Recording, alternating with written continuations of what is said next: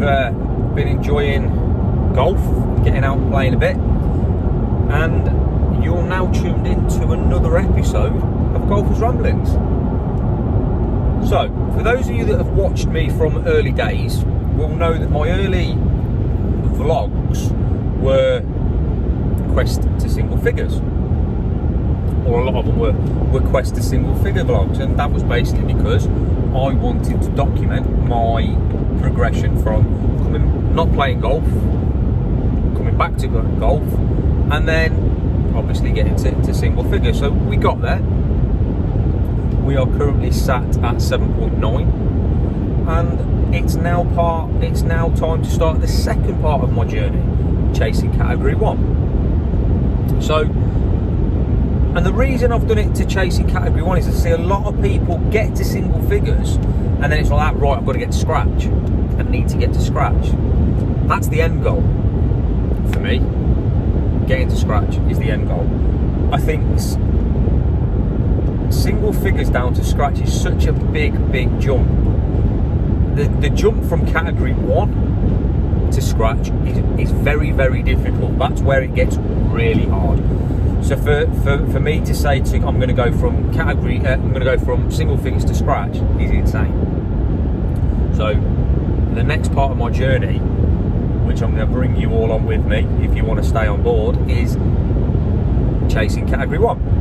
And what that's going to involve is my on-course practice and challenges. It's going to involve range work, lessons as and when they arrive or evolve or happen. It's going to involve some of that. Potentially club fitting and club changes will be thrown into the mix. There is no plans at the moment, obviously. I've recently changed my driver and it seems to be working well at the moment. I imagine there will be wedge changes. That's the next thing I need to change. The grooves are on the way out and I'm sort of struggling for spin at times. But yeah, so that's the journey that we're going to go on now. So the journey we're going on now is chasing Cat 1. How long do I think it's going to take? The way I've played the last 2 days in Silloth and Penrith, a little while. I've struggled a lot. So the first round in Silloth was windy, it was tough conditions. I haven't actually played that bad. In fact, I played pretty well. I shot 79, which I'm taking. I'm taking that every day of the week around that course in those conditions. I'm now on the way back from Cumbria, so we've just played Penrith today. Totally different kettle of fish. I am struggling like hell with my back, and there's a Golfer's Ramblings to come on that about should you be playing golf with an injury. Might come out before this, might come out after this. So you may have already seen it. If you have, what did you think? If you haven't, it's still to come. So yeah, I've struggled today. I've took painkillers, which is something I very rarely do. That's when I know it's bad.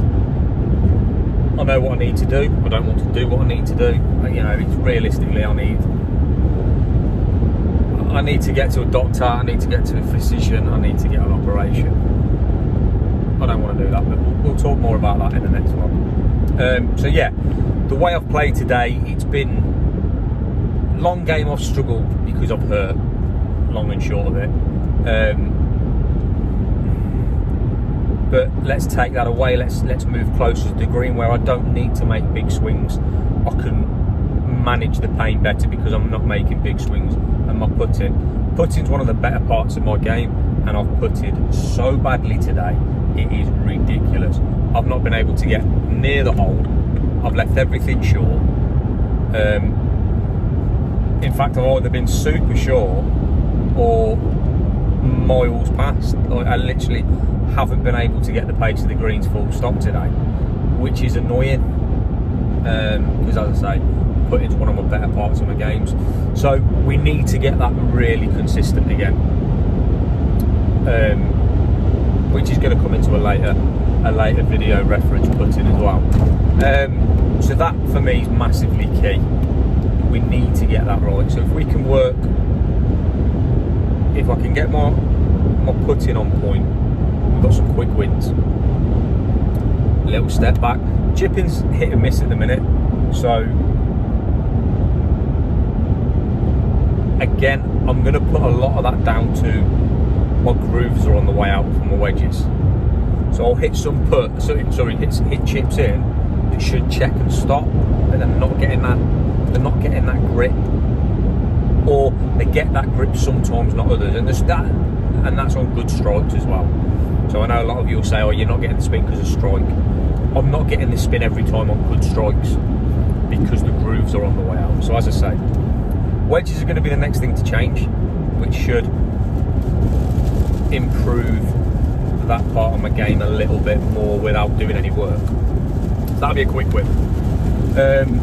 Long game is okay. I know my shot shape. I can work with my shot shape. Bloody hell, the rain's coming in. I can work with my shot shape because I know what it is. I'm very consistent. I rarely have a two-way miss. The only time I have a two-way miss is if I'm playing bad, and I mean bad. And then it's my miss is straight left, which isn't always that bad. You know, I can 9 times out of 10 get away with it. And the rain stopped, random. So yeah, off the tee, long irons, I'm quite happy with, because like I say, it's so important knowing your shot shape. So that helps me because mine is consistent, you know, very consistent. It's a fade. It's a fade. So yeah, I know that makes me short. I know my shot shape and the way I hit the ball causes me to lose distance, but it works for me. And I'm not the shortest. I don't confess to be the longest by any stretch of the imagination, but I'm not short enough so it causes me a problem. So yeah, that's where we're going. We're going down to category 1. So I asked the question before I started mumbling and rambling on there, is how long is it going to take me? Honestly, it's not going to be this season. I've not played in enough competitions, and I don't think there's going to be enough competitions left. Bearing in mind we're September now. We're September now. To get that low, I just don't think there is. Maybe get a couple of points off before the end of the year, and then we'll see where we go next year. I'm going to have to work hard over the winter, but as I say, I've got that advantage at my course that I can play golf over the winter in relatively good condition, to be fair, which is always nice. So I don't have to worry about my course being closed too often. I'm assuming we're having not a horrendous winter. Well, we have a horrendous winter, everywhere's closed. But yeah, so assuming it's a mildish winter, not too much wet, I'm playing all through the winter, which again helps me hit the competitive season running, because I've been playing golf. I can play competitively through the winter in winter league and so on, which helps. And obviously playing golf monthly, so me and Lee, Golf Nuts, I don't know if you've seen, we're playing golf at least once a month together at the moment, just to create content, and obviously others will be involved along the way, but again, we're playing matches against each other, so it keeps that competitive edge as well, which is always nice. So how soon do I think I'm going to get there? I'm not going to put a time limit on getting to category 1. Sooner would be better, but I want to get there and stay there. I don't want it to be a 5.4 and then straight back up to 5.5, 6, 7, 8, 9 sort of thing. I want to get down, I want to stay down, I want to be consistent. So I know I've got a lot of work to do, and I know where I've got that work to put in. And one of those areas is for my fitness. I need to get my body right as well, because that's costing me. I'm getting tired towards end of rounds. I'm getting lazy because I'm tired, and it's just a battle sometimes, and we need to get away from that. So I've got some fitness work to put in. Got some work in the gym to do, strength and conditioning work to do, which will massively help. You know, so that will play a big part. It will also help injury wise. So if I can work on my core strength, it's massively going to help the injury that I've got on my back, which tends to be a common hindrance for us golfers. But yeah, so I know what work I've got to do. What work have you got to do over the winter period? Guys, do you think I'm going to get there? Do you think I'm going to get to category 1? Yes or no? Give a comment down below if you think I'm going to get there, and let me know how low you think I'll get. That'd be nice to know. So yeah, there's the plans. Chasing category 1. Stay tuned. Have a look. Let me know what you think of my goals. And guys, thank you so much for watching. I will see you all soon. And let's play some golf.